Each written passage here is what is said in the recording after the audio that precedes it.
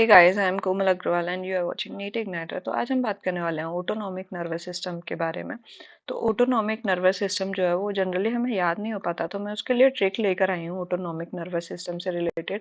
Autonomic nervous system जो है ये किसका पार्ट होता है, तुम्हें पता होगा। जो पीएनएस होता है वो दो पार्ट्स में डिवाइड हो जाता है, that is SNS and ANS. Peripheral nervous system जो है वो दो पार्ट्स में डिवाइड होता है, एक somatic nervous system that is leads to the visceral part and the ANS efferent autonomic nervous system. ठीक है, तो एएनएस जो होता है इसके फर्दर दो पार्ट्स हो जाते हैं, that is sympathetic and parasympathetic.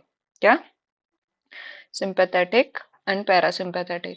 तो ये जो सिंपैथेटिक जो और पैरासिम्पैथेटिक जो होता है ना, इसमें क्या होता है, मैं पूरा नहीं लिख रही हूँ, ठीक है, बहुत लेंथी हो जाता है मेरे लिए लिखना। पैरा सिंपैथेटिक सिस्टम अभी पूरा ही लिख लेती हूँ, चलो, है ना। तो इसमें क्या बताना है कि अब एक स्टोरी से याद करेंगे इस पूरी को, ठीक है। स्टोरी मेरे साथ सुनते चलना कि सिंपैथी देनी है। सिंपैथेटिक में याद रखना सिंपैथी देनी है। जैसे तुम्हारे कमरे में शेर आ गया, तो शेर आ गया तो तुम्हें क्या क्या हो जाएगा। सबसे पहली चीज, तुम्हारी हार्ट बीट जो है वो इंक्रीज हो जाएगी। ये तो बहुत कॉमन है ना, हार्ट बीट क्या हो जाएगी, इंक्रीज हो जाएगी। और पैरासिम्पैथेटिक जो होता है ना वो रिलैक्स कंडीशन पे होता है, आराम से तुम मूवी देख रहे हो, पॉपकॉर्न खा रहे हो मूवी देखते देखते, तो उस टाइम पे क्या होगा, उस टाइम पे हार्ट बीट जो है वो नॉर्मल है ना। तो इस टाइम पे हार्ट बीट डिक्रीज रहती है नॉर्मल से, ठीक है।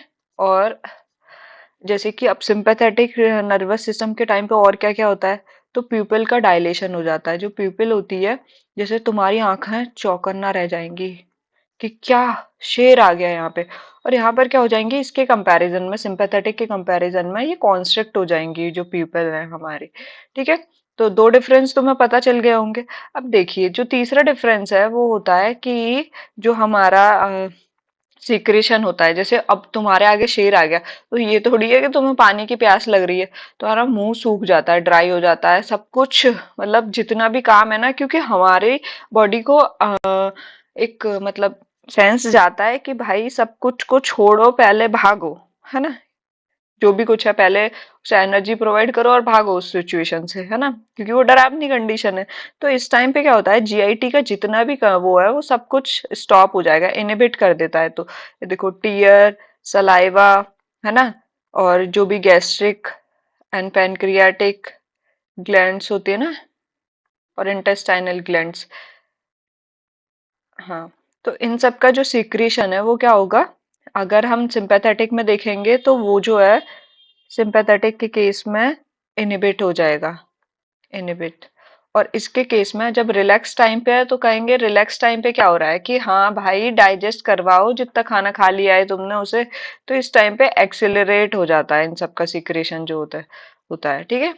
एक्सिलरेट द सीक्रेशन, तो इतना ध्यान रख पाओगे, ये स्टोरी के थ्रू बहुत आसानी से याद हो जाएगा, वैसे याद नहीं होता है, ठीक है। तो हम क्या देख रहे थे यहाँ पर, हम देख रहे थे सिंपैथेटिक और यहाँ पर देख रहे थे हम पैरासिम्पैथेटिक, ठीक है। तो तुम्हें समझ में आ गया कि जीआईटी का सीक्रेशन वगैरह। देखो जैसे लिवर होता है, लिवर का जो बाइल प्रोडक्शन है, बाइल प्रोडक्शन वगैरह जो होता है, सिंपैथेटिक में क्या होता है, सिंपैथेटिक में रिड्यूस हो जाता है। और इधर बाइल प्रोडक्शन जो है वो इंक्रीज हो जाएगा। मैंने बताया खाली बैठे हो तो कहेगा डाइजेशन ही करवा लिया जाए इनका, और कुछ नहीं है, तो एक्सेलरेट हो जाएगा। बट एक चीज ध्यान रखना है कि लिवर का दूसरा रोल होता है ग्लाइकोजन फॉर्मेशन का, ठीक है। ग्लाइकोजन फॉर्मेशन, तो ग्लाइकोजन फॉर्मेशन जो होता है ना, यहाँ पर अगर सिंपैथेटिक के केस में देखा जाए तो वो तो रिड्यूस हो जाएगा, क्योंकि ग्लाइकोजन नहीं बनाएगा, क्योंकि ग्लूकोज से जस्ट जस्ट क्या बनता है, तो एक्सेलरेट कर देता है उस टाइम पे, क्योंकि एनर्जी चाहिए ज्यादा, तो एक्सेलरेट कर देता है शुगर रिलीज, शुगर का रिलीज करवाना जल्दी करवा देगा और ग्लाइकोजन फॉर्मेशन को रिड्यूस कर देगा। एज सिंपल यहाँ पर क्या होगा, यहाँ पर ग्लाइकोजन स्टोरेज जो है वो जो है वो इंक्रीज हो जाएगा और शुगर रिलीज इंक्रीज मतलब कम हो जाएगा, ठीक है, डिक्रीज करवा दिया जाएगा। अब देखो और क्या क्या होता है, देखो तुम्हें पता होना चाहिए, जैसे स्वेट ग्लैंड्स होती हैं, तो तुम्हें जब शेर आ गया सामने तो पसीने छूट जाएंगे कि नहीं? तो स्वेट ग्लैंड जो है उनका हायर सीक्रेशन हो जाएगा, इंक्रीज हो जाएगी। यहाँ पर क्या है, डिक्रीज हो जाएगी। Parasympathetic relax condition. ठीक है। अब हेयर का देखोगे तुम, हेयर जितने भी हैं तो तुम्हारा क्या हो जाता है, गूज बम्स आ जाते हैं ना, पाइलो इरेक्शन बोलते हैं उसे।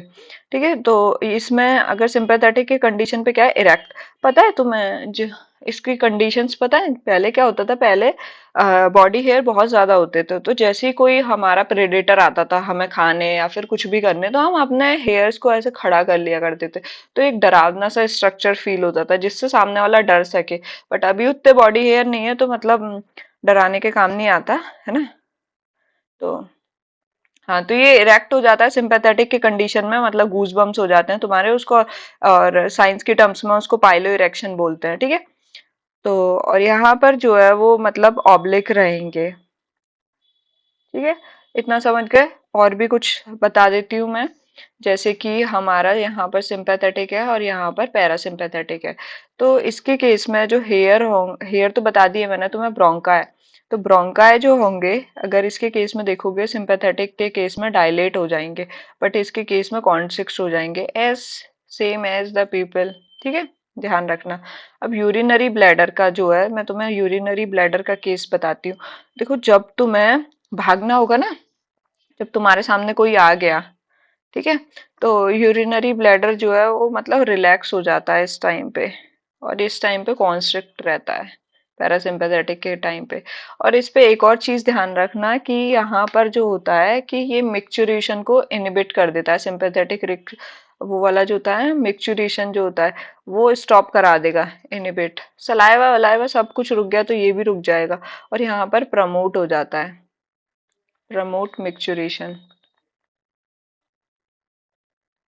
ठीक है। अब और क्या क्या देखो, एक इसमें होता है कि सिंपैथेटिक के केस में जो होता है वो इजैकुलेशन होता है मेल में, मेल के केस में। ठीक है। और यहाँ पर इरेक्शन होता है पैरासिम्पैथेटिक के केस में।